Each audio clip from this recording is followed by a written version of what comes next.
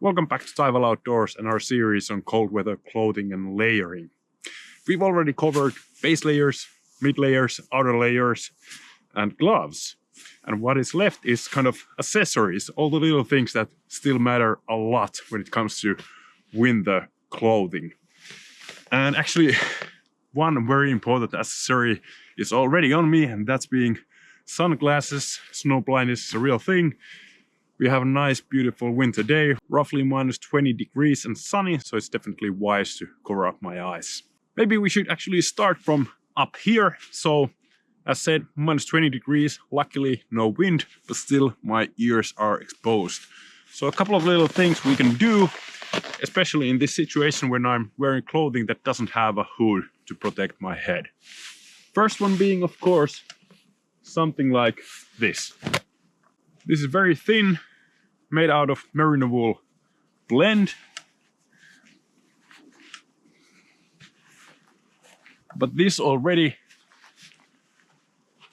protects my ears and of course fits quite snugly under the beanie as well. And also when I'm moving about, I want to protect my lungs, so this cannon should be then lifted over your mouth.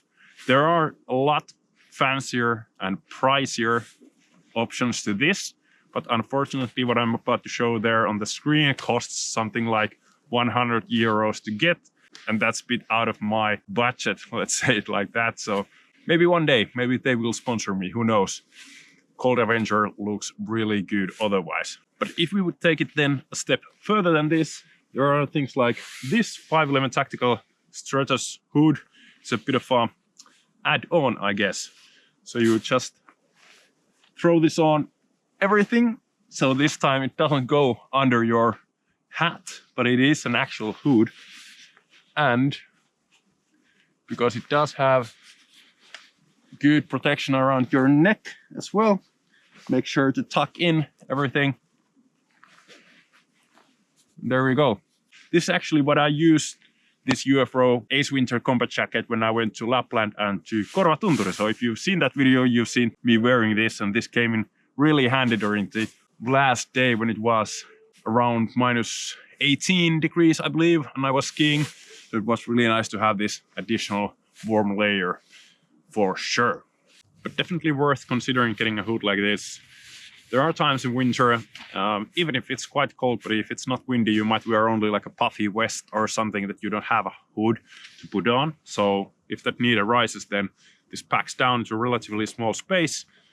This starts to block wind also a lot more than just the thin one that I have here, and generally provides a lot more warmth thanks to this kind of great fleece material. Just needed to check if we are still recording. I have a new camera as well.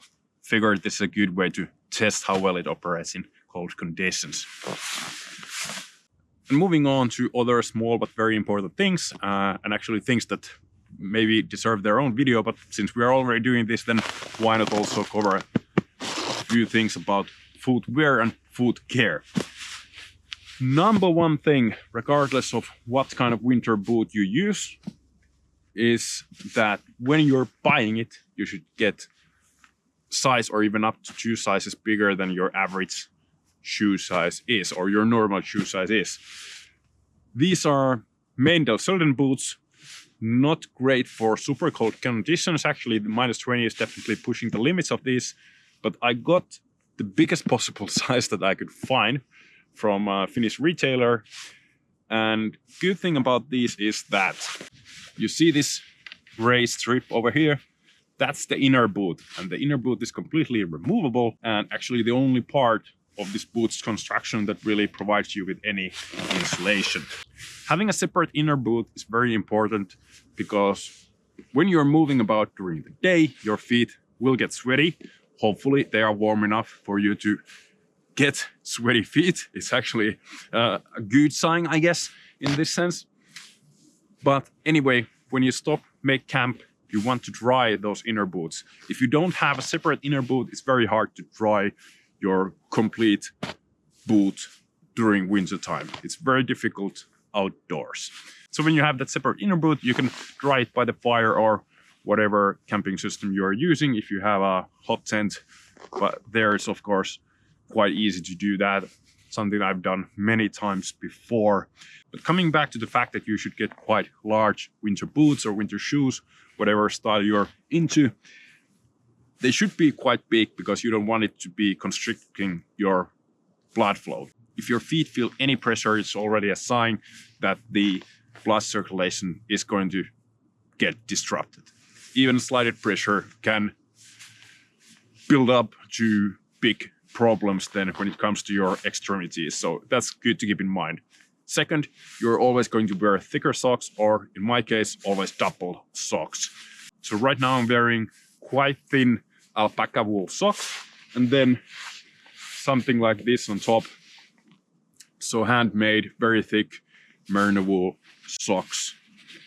Some people prefer to wear these the other way around, so the thick socks first and then a bit thinner but often perhaps more form-fitting sock on top to keep the bigger sock from moving around too much.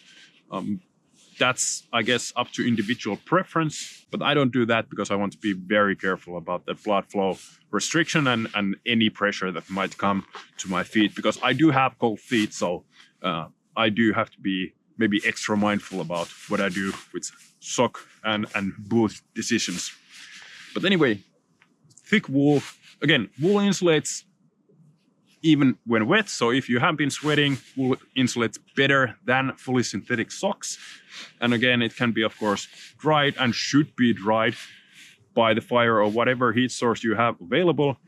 And during the day when you are moving and taking breaks and whatnot, still, just as you would during summertime or any other season, you should change your socks and keep your feet dry throughout the day.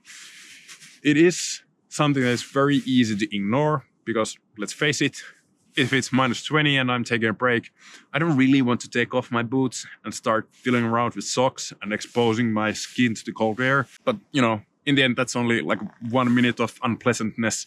And then I have dry socks on and my feet will be warmer because of that. So do take care of your socks and your feet also during the day when you're active, and definitely try to dry your socks during the evening and night, of course.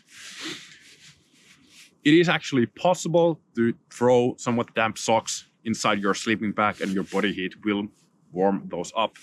But that does take some experiment a bit. You don't just want to throw all your damp and wet clothing to your sleeping bag, because then you will start to impact negatively the sleeping bag's own insulation and you will have a very cold, miserable night. So experiment that, especially during, let's say, spring and autumn season when it's a bit safer to do that, and figure out how much your sleeping bag and your body heat can actually warm up your clothing. But I tend to throw at least one pair of socks always during winter to my sleeping bag. If needed, those will dry there, and of course then in the morning I will have dry warm socks to put on. So just something to keep in mind. Then, since we're talking about camping and what to do when you're stationary, you might also want to consider something like this. These are called, I believe, booties or something like that. There's an example I stole from my wife for this video demonstration. So the bottom is made out of aerogel, which is, I believe, the most insulating material in the world.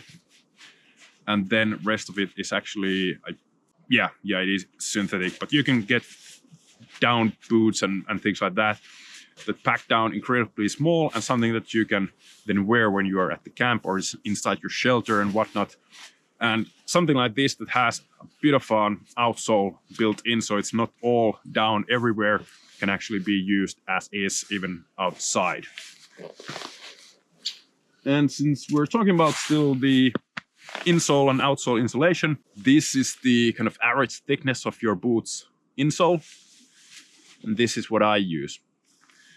So as you can see, first of all, these are ridiculously big. I bought the biggest size I could find, and actually I bought, I believe, 2 or 3 pairs of these. And just the difference, there you can see it, it's massive. It is maybe 4 or 5 times the thickness of this kind of traditional insole. And most of the cold that you are going to feel does come through the outsole, so from the bottom of your feet. So having a good piece of insulation is very important. However, again, here is where the bigger boot size comes into play. So even though I said about the biggest size I could find, I've actually thrown these inside here. But now I'm in a situation where I have this thick insole double sock, so I'm actually running out of space up here.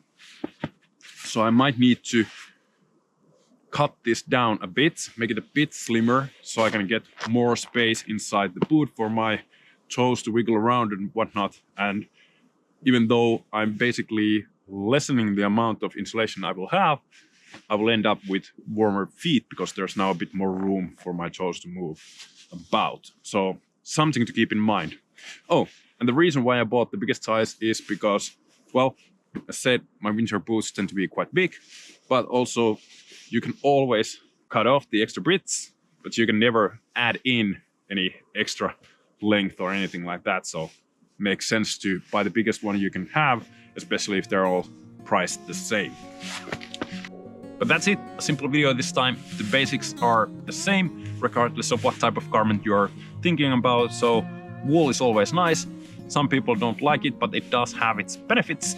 Not everything has to be wool, but for some layers it makes more sense in my opinion.